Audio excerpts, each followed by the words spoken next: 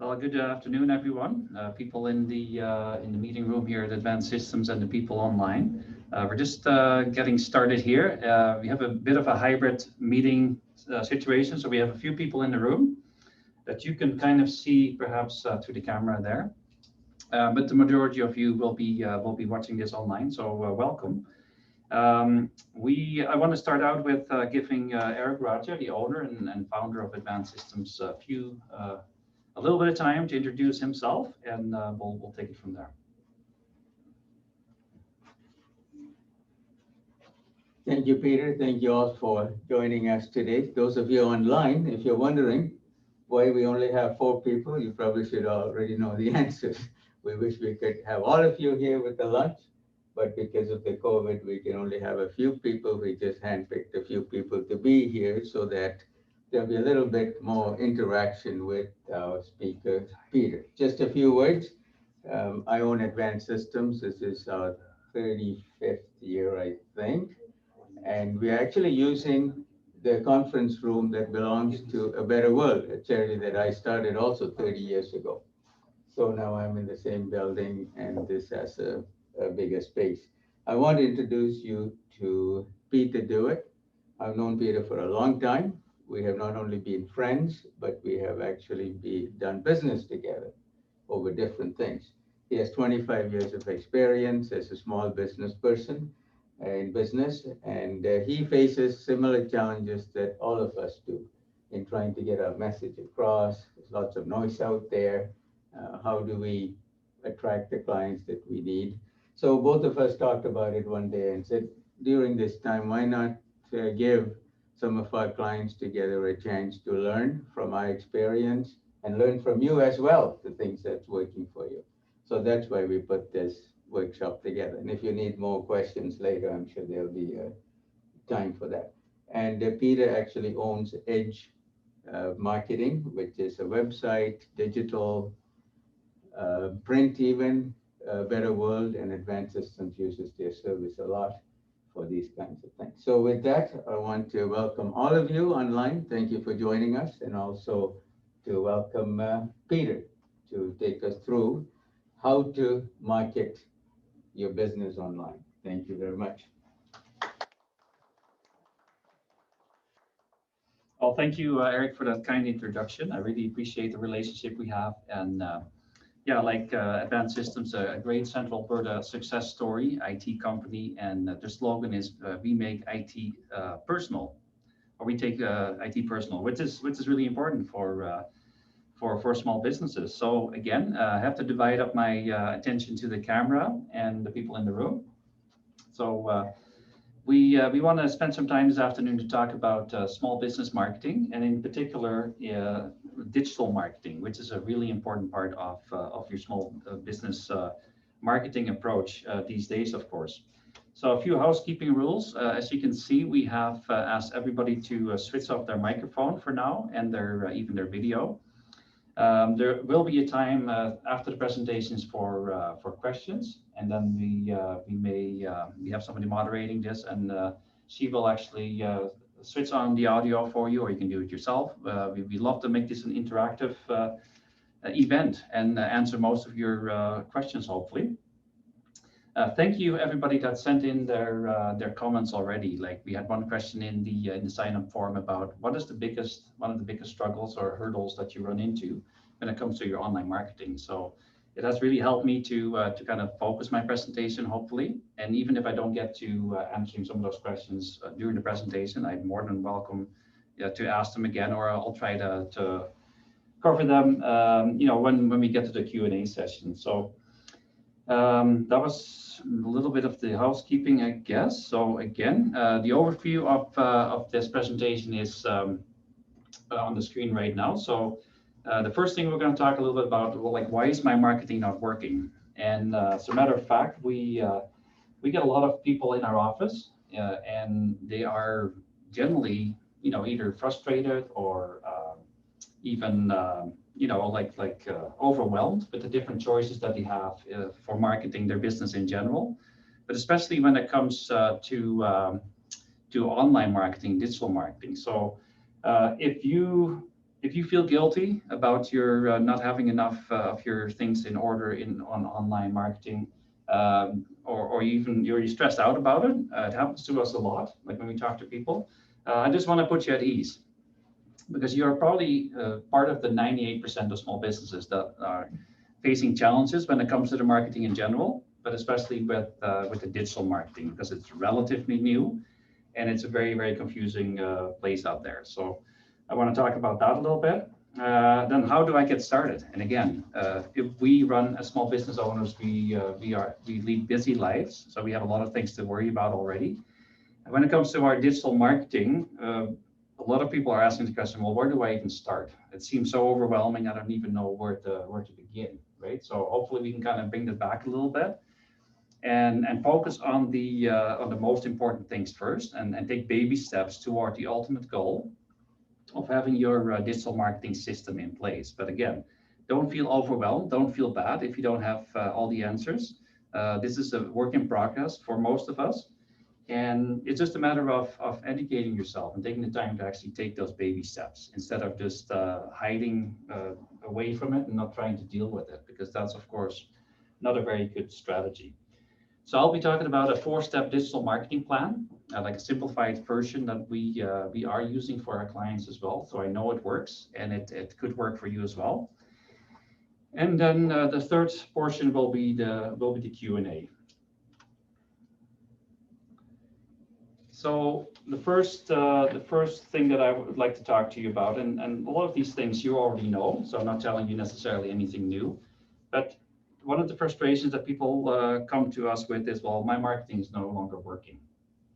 I used to, take out an ad in the yellow pages, pay them a ridiculous amount of money every month, and then my marketing for the year was kind of taken care of. Well, we all know that, although Yellow Pages is still around, I'm not sure about you, but I haven't seen it actually printed copy for quite some time now. So that kind of, that used to be kind of one of the important things to do, to just having some of those more traditional marketing tools in place, and you would be fine. You would be found because people would pick up that book and look for you there and make a phone call. This was even maybe before email, I'm not sure. But like of course, nowadays people are spending more and more time online. If people need an answer to any question, where do they go? Google, right? Google is the big player there. Like their whole business model is based on this, like finding the information on the internet. That's why Google was started, and that's why they exist. And most people like using their tool. I think there's very few people in this room or online that are not using Google at least once a day. I would be very surprised. One of the other problems I see with more traditional marketing tools, it's generally kind of a shotgun approach. So you throw out a message to a whole bunch of people, and hopefully some of those people in that audience need your service or actually are interested in what you have to say. And hopefully, we hope and pray that they actually will contact you and you actually can build this relationship. So again, for a lot of small businesses in general, I think, and a lot of our clients, that's generally not a very good approach anymore, because first of all, most small businesses have limited budget when it comes to the marketing and advertising. I've never met a client or a small business that, well, my budget for marketing is unlimited, and if they do, I kind of have some real questions about that. So as a small business owner, you need to be extremely efficient with the limited amount of dollars you have to spend on your marketing. So again, like a shotgun approach and trying throwing something at a wall and hopefully it sticks, it's generally very expensive. You need to repeat that message. You have a lot of waste because people may hear your message but may never need a legal service or a manufacturing service or any other service, right? So that's kind of, that's a little bit of a problem. So some of the online tools are more specific and more targeted to your clients. Generally, traditional marketing is kind of a one-way communication. Again, you're throwing out a message, but you don't know if people receive it. And if they do, you can only guesstimate and see if they actually have done anything with it. So it's difficult to measure, whereas again, the digital tools are very measurable. If you can measure how many people come to your website, you can measure how many people open an email. You can have all this data available, so you can kind of develop your strategy, but also adjust your strategy as needed. Google, I've already talked about that. That's the big, the big player in this. They've kind of upset this whole marketing business when it comes to finding information. And let's face it, there's actually fewer media choices available besides online. Like in Lacombe, our hometown, we lost our local newspaper after how many years? 100 and some years, right? Which is extremely sad. Like we're really, I think that's not a good trend. So we're very concerned about that. But that's a reality we live in. So even if you wanted to use the traditional tools, they may simply be no longer available. So those are some of the things that every small business, including yourself or organization, is dealing with. So again, bringing it back to the digital marketing then. So the number one question that a lot of people have on their minds. Can you speak a little bit louder and a little slower? Some people are with internet. Okay. We're getting a message saying it's choppy. So just a little bit louder and a little slower. Your internet connection is actually not very stable. Yeah. So I'll try. So apologies for some interruptions in the streaming. I believe that's happening right now. So we're looking into that here. But so the question is like, where do I start? And again, not starting at all or not taking that first step to at least educate yourself and all the people on the call and the people in the room. You have to compliment yourself, or because you're taking steps to educate yourself and how this all works and how it can apply to your business. So you're already a step ahead with that. And again, we feel that within your digital marketing plan, you should focus on the 20% of the marketing activities that you do for your business that create like 80% of the results, right? Like the 20-80 rule. And I think that the same goes for your marketing. Like there's certain basic elements of your marketing plan that needs to be in place before you can take the next step and actually go on and build it out even more. So that's really important. And then the third thing is like marketing. You should look at marketing as a system. And again, because we're talking about online marketing, it's actually you can automate a lot of these things. And again, you have most businesses will have an accounting system. You may have like a human resource system. You may have a client database system. You may have all kinds of systems already, but there's very few companies that actually have a marketing system in place. And so with this digital marketing plan, you can actually take those first steps to actually put together a system that actually works and is repeatable and actually that works for you 24/7. So it's actually an ongoing effort that once you have it set up properly, it'll actually do a lot of the work for you afterwards. And which again is a really important thing as well, we feel, because again, like most small businesses are already super busy with whatever they do. And we just need to make sure that we are focusing on the right things. There's 4 steps in this digital marketing plan. So the first step is clarifying your message.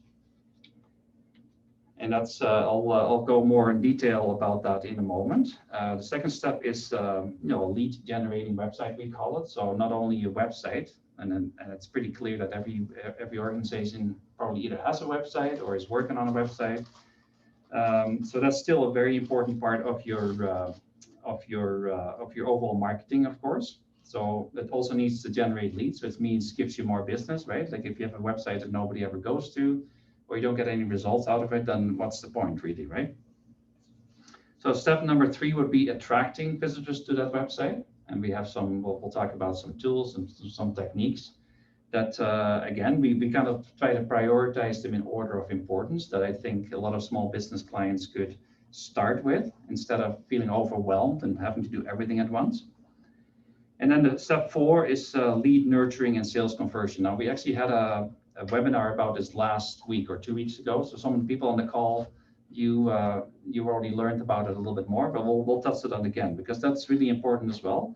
To instead of just only focusing on the clients that are ready to buy today, You want to build a network of people or of potential clients that maybe need your service in 6 months or in 3 months or in 1 month, right? So we shouldn't forget about those. So that's more or less the overview, the 4 steps that you can take to build this digital marketing plan. So step number 1 is clarifying your message. So with clarifying your message is you want to answer the question, like what are some of the things that keep my clients up at night? Like what is the problem that they really have? And maybe there's many things that keep people up at night these days. But generally speaking, your clients have a problem, and you have a way to solve that problem. So if you clarify a message in light of the problem that you're solving, your message is going to resonate much better with your target market, compared than only talking about the benefits and how long you've been in business. And I think like a lot of small businesses, including ourselves probably over the years, we've made the mistake of only talking about ourselves. And like we've been in business for so many years, we have all this experience. And I'm not saying it's unimportant, but in reality, the customer's problem is, well, we need a website or we need IT services. My computer's not working. I don't really care necessarily, with all respect to Eric. I don't really care that you've been around for 25 years. I have a problem, and I'm looking for somebody to solve it, and right now. So if you frame your communication and your messaging around the problem you're solving for your client, you have a much better chance that will resonate with your people, because nobody really likes to be sold to. We're very, very sensitive now, I think, to all kinds of sales messages that come our way. We basically tune them out. We're not really, it doesn't really talk about us. And let's face it, we're all very selfish beings. And even in a business relationship, it's the same way. Like we want somebody to solve a problem. So that's something to keep in mind. It's also, of course, important that you, solve a specific problem, and the more specific you are in solving somebody's problem, the better you connect with your audience, right? Like if you talk about their problem in their terms, it will resonate with them. They'll understand what you're talking about. Now, in some cases, you may have different problems that you solve, but then you kind of have that same approach for all those different clients. So then the second part of that messaging process, and we use a process called StoryBrand. It's based on the book and the work by Donald Miller. I can highly recommend it. That's so it goes much deeper than what I'm just talking about in a few minutes here. But that's kind of a framework that talks about that, like putting the customer first in all your communications and actually talk about their problem. And then how does that, solving that problem, how does that make them feel? And again, this may sound counterintuitive to some of us, because we feel, especially I'm just looking around the room here, most of them are in business to business, right? But also you're dealing with consumers. Like more, a lot of our buying decisions are based on our emotions rather than on our rationale. And everybody kind of knows that. And although we think we're very rational in the decisions we make about choosing a lawyer or working with a certain company, it's actually, there's a lot more going on behind the scenes. So if you can uncover what that emotional feeling is of dealing with your company or using your product, you have a much better chance for that message to get across and people respond to that message. And if you look at good advertising over the years, it always plays on our emotions. And again, if you were rational beings, then everybody would be driving a Toyota Camry, right? Because it's by far the most logical choice. But we all know we don't all drive Toyota Camrys. So there must be something more going on. So that's the emotional connection that you have to find and uncover sometimes to really relate to with your audience. And then the third thing is fear. Fear is a great motivator. So if you can uncover what some of the fear and frustrations are that people experience by not buying your product, that's, again, advertising has used this for hundreds of years to, what consequences are avoided. So your message should be clear and simple. It should talk about what you offer. So not so much about, we are the best, with the best service, the best price. all those things are expected these days, right? That's not really something that you know can really set you apart from other people. So that's very important. So again, once you clarify your message, then this is a little bit of a process, and there's some frameworks that I can I refer you to, things you can do to do it on your own, or maybe work with somebody else to get that done. As soon as you get that your marketing message right and it makes sense to your clients, all the other content you're going to create for your website, for your email marketing, if you do any, your blog post or your social media post. Because one of the questions was that came up at the sign up form was, well, how do I come up with topics for content, and how do I keep that up?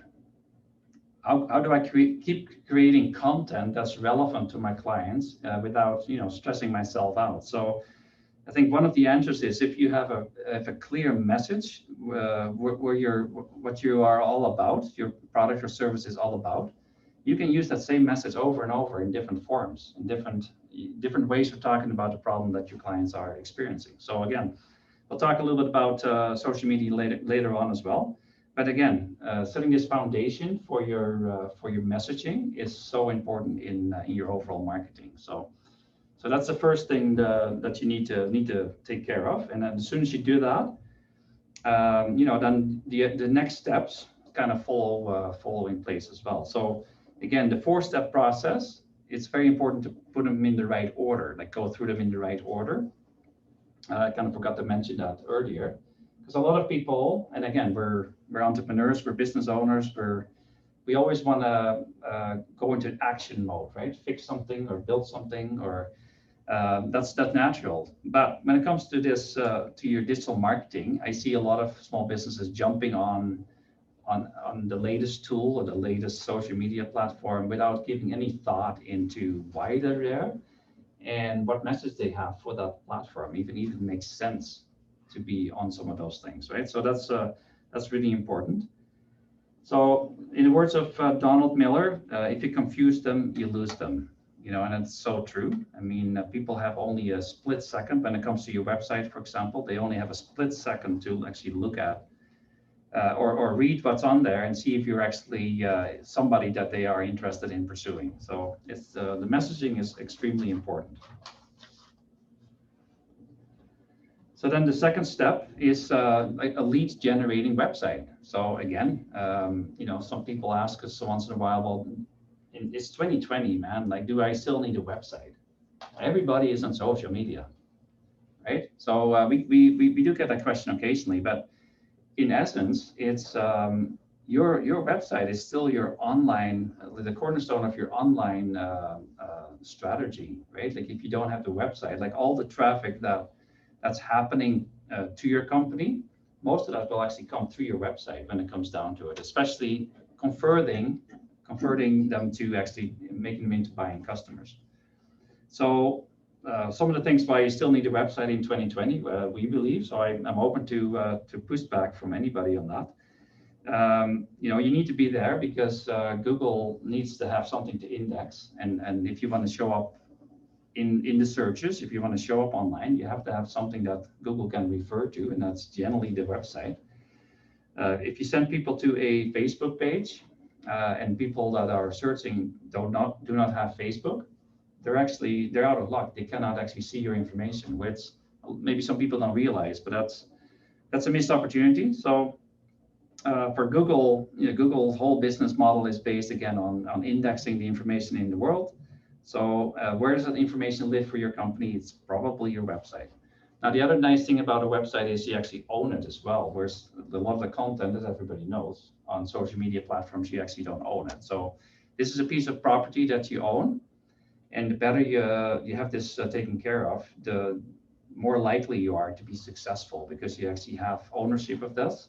And this is for most of your clients, especially now, probably the only place of contact that you have with your company, perhaps, right? So that first impression is so important. Point of contact, like a simple call to action.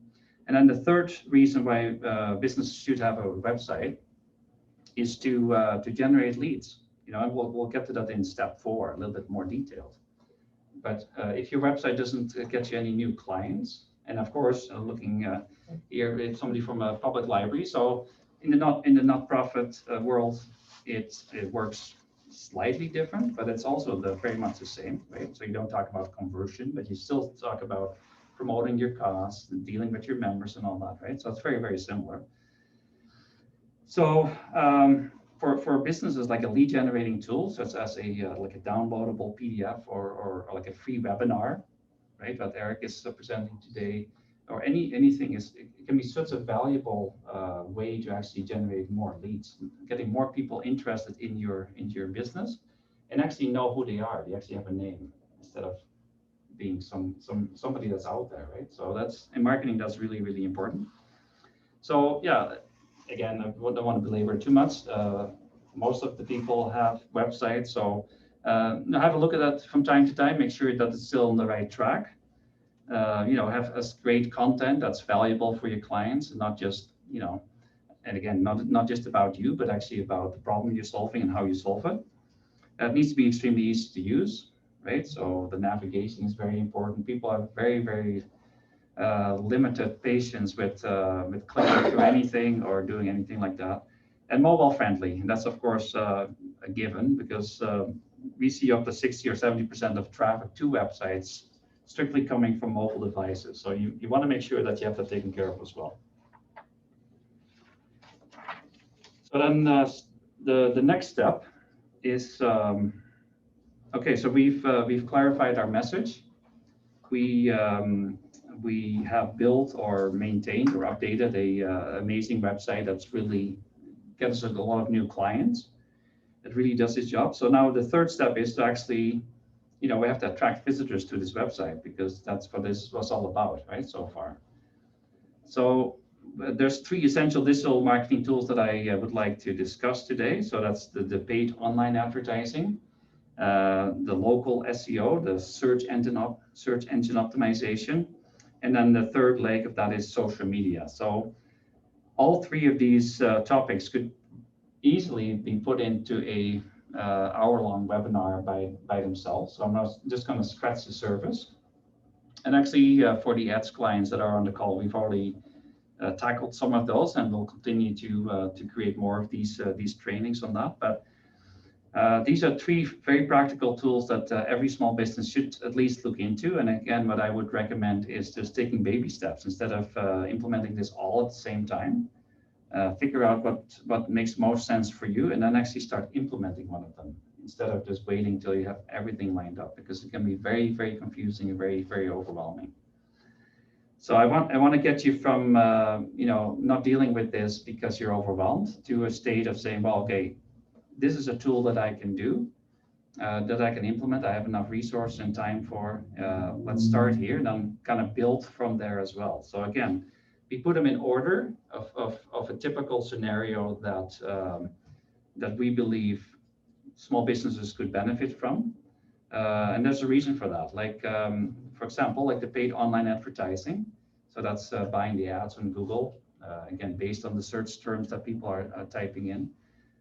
Google's business model, of course, they give the search for free to everybody, but they're making their billions on companies like us and you, perhaps, spending millions or billions of dollars on online advertising. Like the numbers are staggering, and the reason why they are staggering is because it works, right? If an advertising tool or a marketing tool doesn't work, and people feel it's a waste of money, it probably would disappear fairly quickly, right? So again, Google has taken that approach that you can actually buy the exposure online. And again, guess what? Like if you pay Google to display your ads, they will be displayed. There's no doubt about it, right? So which again, for a lot of small business clients, that's an important factor, because if they have to worry about that on a weekly or daily basis, it probably won't happen, right? Or it happens for a little while, and then it kind of falls off the rails. So again, I can talk a lot more about Google Ads. That's not really the purpose of this particular webinar. But it's a tool that every business should at least look at. And again, it can be overwhelming, but I would highly recommend just starting very simple. If you have 10 different services, maybe start with one service instead of trying to do everything at once, right? And see how that goes, learn from it. And then hopefully, if it works well, then implement it for the other services. So again, I'm a firm believer in if you pay somebody to do something, it will happen. So if you pay Google to get that exposure, you're getting it.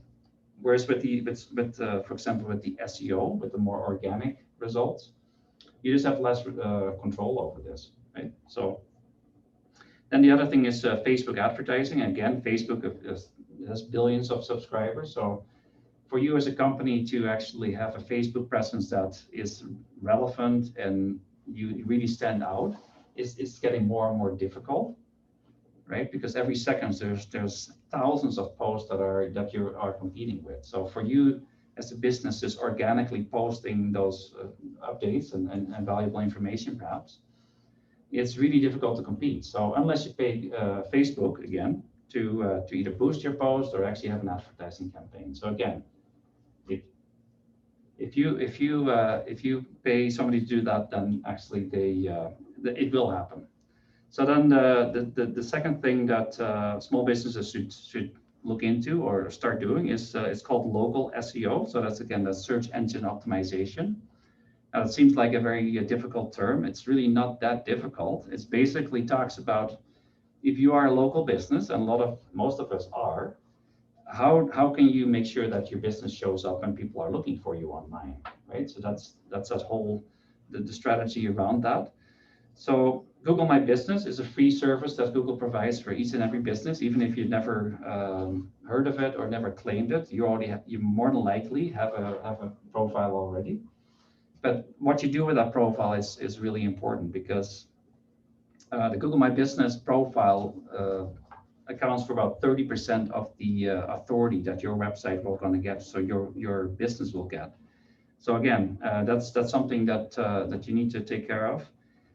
Citations is another thing. Yeah, your business is listed in probably like hundreds, if not thousands, of different directories, and some of those directories you've never heard of. I've never heard of them either, but they are out there, and they have information about your business.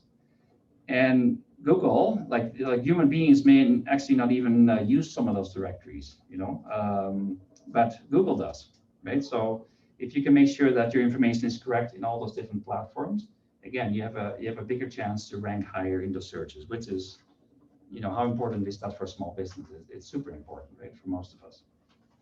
Reputation management and reviews. Again, Google reviews, like a positive Google review can do wonders for your business.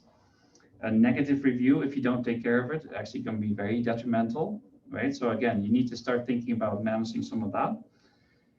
And then the third one is social media. So again,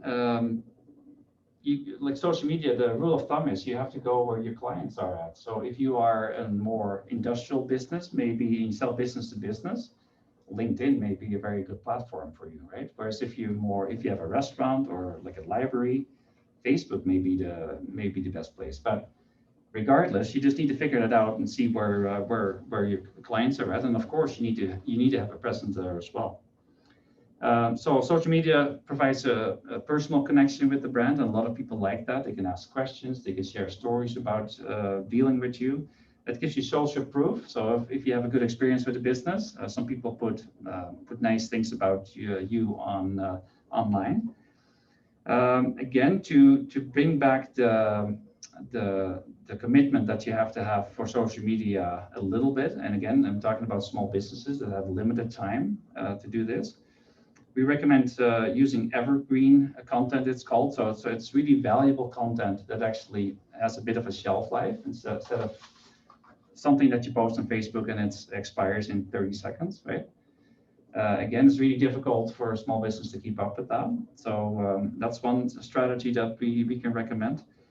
Make sure that you don't make it too salesy. Like if every other post is about you and the service you provide, what's going to happen? People are going to tune out, right? So you deposit information or things 80% of the time, and then 20% you may do a promotion or give them an offer.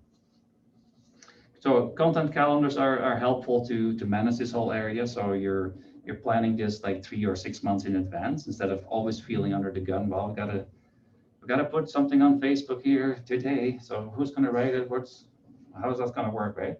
Which is very stressful and probably not the best use of your time. So by planning this part of your business and have a 3 month or 6 month plan, makes a huge difference. And even if you make it once a week, right? Like please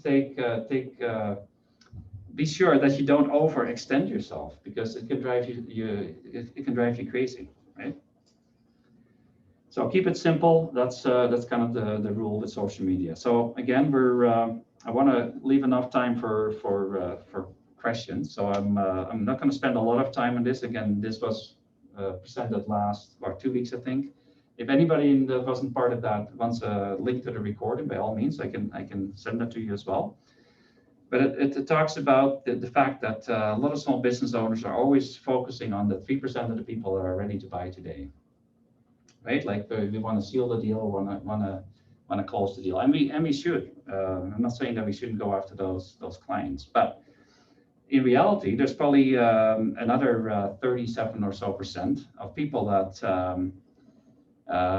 are interested in what you have to offer, but they're just not ready to buy from you today. So how do you capture those leads? How do you actually get a connection? And an email address can be an extremely valuable asset to your company. Like a quality email list is extremely valuable because now you have people that have raised their hands and said, well, I'm interested in what you have to offer, but not yet. Like I'm not convinced yet, or I need more time to make the decision, right? So the lead nurturing has all to do with staying connected with your existing clients, but also with clients that are basically just trying to get to know you. So again, that brings me to the end. So the conclusion: the old way of marketing no longer works in a lot of cases. Now, I'm not saying it never works. There's always exceptions to every rule. But generally speaking, that's what we hear from a lot of our clients. Our marketing is not working the way it's used to, and that's very true. So you need to be aware of that. And start with a simple plan, and start with something that's start with those 4 steps instead of just trying to do everything at once and not doing anything at all. So I think that's really important. Like take that first baby step of getting your feet wet, so to speak, in some of these things, and then work from there. And then as you gain confidence, you'll be in better position to actually build this out more. Clarifying your message, building this marketing system that actually works for you 24/7. Your website we talked about. Make sure you use the right tools. Don't just jump on something because everybody else is. Give it some thought. Take a deep breath and make sure that that's the right thing for you to do. And if it's not, that's okay, right? So don't feel bad about that. Just be very strategic about how you use your time and your resources. With that, like I know I've covered a lot, and again, some of these topics that we can go a lot deeper, and at one point I would love to do that in separate webinars. But this kind of one of the questions that came up a few weeks ago was, look, give us an overview of a system that works, a framework that works. And then we can give this some thought, and we can start building some of this out. So that was kind of the reason. It's a very high level view. There's a lot more detail, but again, most small business owners need a guide or need a plan to deal with this part of the business. And I think this is a really realistic 4-step plan that you can start implementing now, and see the results. Because we all know that if people cannot find you online, you don't exist for people, right? So that's it's sad, but that's kind of how it works these days. So.